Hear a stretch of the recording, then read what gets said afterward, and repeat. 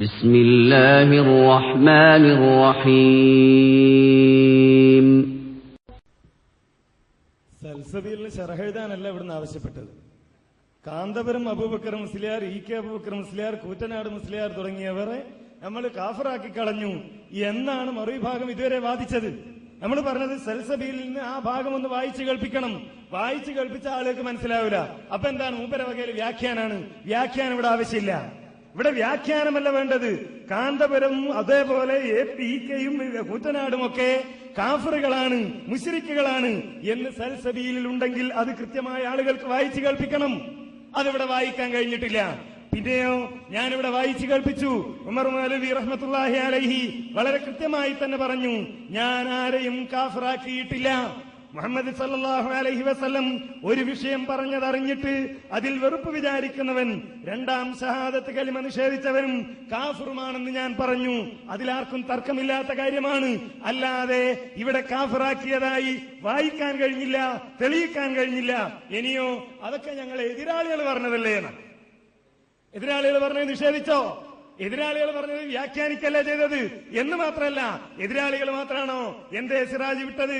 2000 June 7 ബുധൻ Parannur P Mohiuddin കുട്ടി മുസ്ലിയാർ എഴുതി, കാഫർ പദം കൊണ്ടുള്ള കളി ഇന്നോ ഇന്നലെയോ തുടങ്ങിയതല്ല. ഇ.കെയും എ.പിയും വേർതിരിഞ്ഞതിന് ശേഷം തുടങ്ങിയതല്ല. പണ്ടേ നമ്മളിങ്ങനെ എല്ലാരെയും കാഫറാക്കുന്നതല്ലേ. എങ്ങനെ? കാഫർ പദം കൊണ്ടുള്ള കളി ഇന്നോ ഇന്നലെയോ തുടങ്ങിയതല്ല.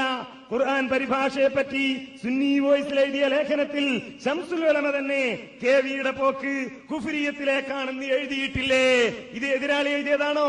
എതിരാളിയുടെ പത്രമാണോ? സിറാജ് പത്രമാണ്. കെവിയെ ഇ.കെ കാഫറാക്കി കുഫ്രിയത്തിലേക്ക് പോയി എന്നാണ് എഴുതി വെച്ചത്.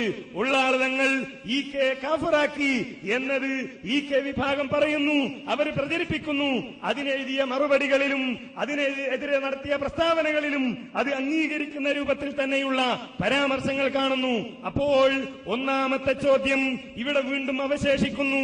ഉമർ മൗലവിയുടെ സൽസബീലിൽ, ഇവിടെ വ്യവസ്ഥയിൽ എഴുതിയ സൽസബീലിൽ, ആ സൽസബീൽ എടുത്തുദ്ധരിച്ചുകൊണ്ടാണ് ഒരുപാട് കാലമായി ഈ നാട്ടിന്റെ നാനാഭാഗങ്ങളിലും സാധാരണക്കാരായ ആളുകളെ തെറ്റിദ്ധരിപ്പിക്കാൻ വേണ്ടി മുജാഹിദുകൾ എല്ലാവരെയും മുശ്രിക്കാക്കുന്നവരാണ് എന്ന് പറഞ്ഞ് ജനങ്ങളിൽ പ്രതിഷേധമുണ്ടാക്കാൻ വേണ്ടി, ഈ സാധാരണക്കാരുടെ വികാരത്തെ ചൂഷണം ചെയ്യാൻ വേണ്ടി നിങ്ങൾ ഇത് ഉയർത്തിപ്പിടിച്ച് വായിച്ചത്. ഇവിടെ ഞങ്ങളുടെ മുമ്പിൽ നിങ്ങളെ കിട്ടിയപ്പോൾ ആവശ്യപ്പെടുന്നത് ഒരൊറ്റ കാര്യം മാത്രമാണ്. കാലാകാലമായി തെരുവോരങ്ങളിൽ നിങ്ങൾ വിളിച്ചു പറഞ്ഞ കാര്യം, ഇ.കെ മുശ്രിക്കാക്കിയെന്ന്, എ.പിയെ മുശ്രിക്കാക്കിയെന്ന്, കൂറ്റനാടിനെ മുശ്രിക്കാക്കിയെന്ന് സൽസബിയിൽ വായിച്ച് നിങ്ങൾക്ക് തെളിയിക്കാൻ കഴിയുമോ? ചോദ്യം 1 അങ്ങനെ തന്നെ അവശേഷിക്കുന്നു. രണ്ടാമത്തെ ചോദ്യം എന്തായിരുന്നു? ലാ ഇലാഹ ഇല്ലല്ലാഹ് മുഹമ്മദുർ റസൂലുള്ളാഹ് എന്ന് പ്രഖ്യാപിക്കുന്ന ഒരാളിൽ നിന്ന് ഒരിക്കലും ശിർക്ക് വരികയില്ലെന്ന് ഖുർആൻ കൊണ്ടോ ഹദീസ് കൊണ്ടോ തെളിയിക്കാമോ എന്നാണ്. ഉത്തരം വിശദീകരിക്കപ്പെട്ടിട്ടില്ല. ഒരു ഭാഗം ബാക്കിയാണ്. ലാ ഇലാഹ ഇല്ലല്ലാഹ് മുഹമ്മദുർ റസൂലുള്ളാഹ് അംഗീകരിക്കുന്നവൻ ശിർക്ക് ചെയ്യുകയില്ല എന്ന കാര്യത്തിൽ ആർക്കും തർക്കമില്ല. കാരണം അങ്ങനെ ഒരു ശിർക്ക് ആരുടെയെങ്കിലും ജീവിതത്തിൽ സംഭവിച്ചാൽ അവൻ ലാ ഇലാഹ ഇല്ലല്ലയിൽ നിന്ന് പോയി. ഇവിടെ ഈ ചോദ്യം ചോദിക്കാനുള്ള കാരണമുണ്ട്. നിങ്ങളുടെ വാദം മുഴുവൻ ലാ ഇലാഹ ഇല്ലല്ലാഹ് മുഹമ്മദുർ റസൂലുള്ളാഹ് എന്ന് വിശ്വസിക്കുന്ന മുസ്ലിം അല്ലാത്തവരുടെ ധാരണ കുഴപ്പമില്ല എന്നാണ്. ഞങ്ങൾ പറയുന്നു അതിന്റെ കുഴപ്പമാണ്. കാരണം അല്ലാഹു അല്ലാത്തവരോട് ദുആ ചെയ്യുക എന്നത്, ഇസ്തിഗാസ നടത്തുക എന്നത് ലാ ഇലാഹ ഇല്ലല്ലാഹ്ക്ക് എതിരാണ്. അതുകൊണ്ട് തന്നെ മുഹീദ്ദീൻ ശൈഖ് രക്ഷിക്കണേ ബാബ എന്ന് പ്രാർത്ഥിച്ചാൽ അതിനെതിരായി. ഖുർആനിൽ നിന്ന് ഹദീസിൽ നിന്ന് ലാ ഇലാഹ ഇല്ലല്ലാഹ് മുഹമ്മദുർ റസൂലുള്ളാഹ് വിശ്വസിക്കുന്ന വ്യക്തി അദ്ദേഹം ഒരിക്കലും മുശ്രിക്കാവുകയില്ല എന്നതിന് തെളിവുദ്ധരിക്കാമോ? ഞാനത് വ്യക്തമായി പറഞ്ഞു. ലാ ഇലാഹ ഇല്ലല്ലാഹ് മുഹമ്മദുർ റസൂലുള്ളാഹ് എന്ന് വിശ്വസിക്കുന്ന വ്യക്തി ആ വിശ്വാസത്തിനെതിരായ പ്രവർത്തനം നടത്തിയാൽ, അല്ലെങ്കിൽ ആ വിശ്വാസത്തിനെതിരായി വിശ്വസിച്ചുകൊണ്ട് പ്രവർത്തിച്ചാൽ ശിർക്കാകും മുശ്രിക്കാകും. ആർക്കാണ് ഇവിടെ തർക്കം? നേരെ മറിച്ച് തെളിവ് ഞാൻ പറയേണ്ടതില്ല. എന്റെ സുഹൃത്ത് ഹനീഫ മൗലവിയുടെ പ്രസംഗത്തിൽ അദ്ദേഹം തെളിവ് പറഞ്ഞിട്ടുണ്ട്. അള്ളാഹുവിന്റെ റസൂലിന്റെ സഹാബികളുമായി യുദ്ധം ചെയ്യാൻ വേണ്ടി വന്നിരിക്കുന്നു മുശ്രിക്കുകൾ. ആ മുശ്രിക്കുകളുമായി പോരാട്ടം നടക്കുകയാണ്. അപ്പൊ ഉസാമത്ത് ബിൻ സെയ്ദ് ഒരു മുശ്രിക്കുമായി പോരാട്ടം നടക്കുമ്പോ ഈ മുശ്രിക്ക് പറഞ്ഞു ലാ ഇലാഹ ഇല്ലല്ലാഹ്. ഉസാമത്ത് ബിൻ സെയ്ദ് അദ്ദേഹത്തെ വധിച്ചു കളഞ്ഞു.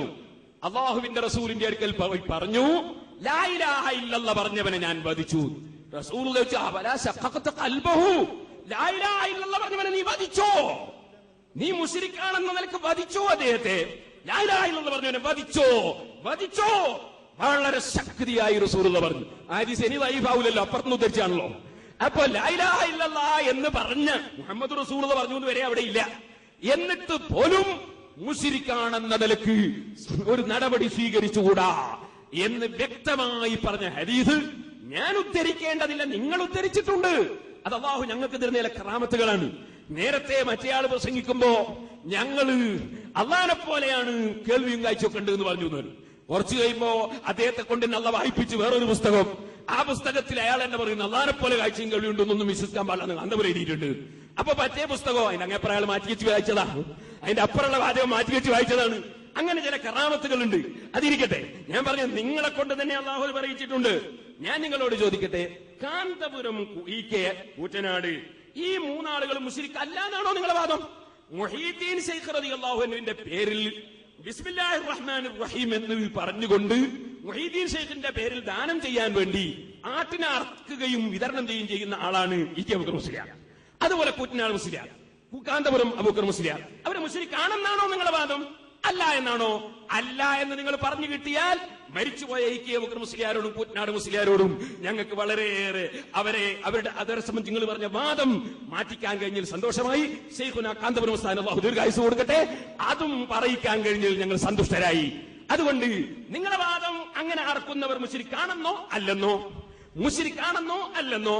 മുഹീദ്ദീൻ ശൈഖിന്റെ പേരിൽ ബിസ്മില്ലാഹിർ റഹ്മാനിർ റഹീം എന്ന് ചൊല്ലി മുഹീദ്ദീൻ ശൈഖിന്റെ പേരിൽ വിതരണം ചെയ്യാനുള്ള ആട്ടിനെ അറുത്താൽ ആ അറുക്കാൻ വേണ്ടി പറയുന്നവരും അറുത്തവരും മുശ്രിക്കാണോ? അല്ലേ?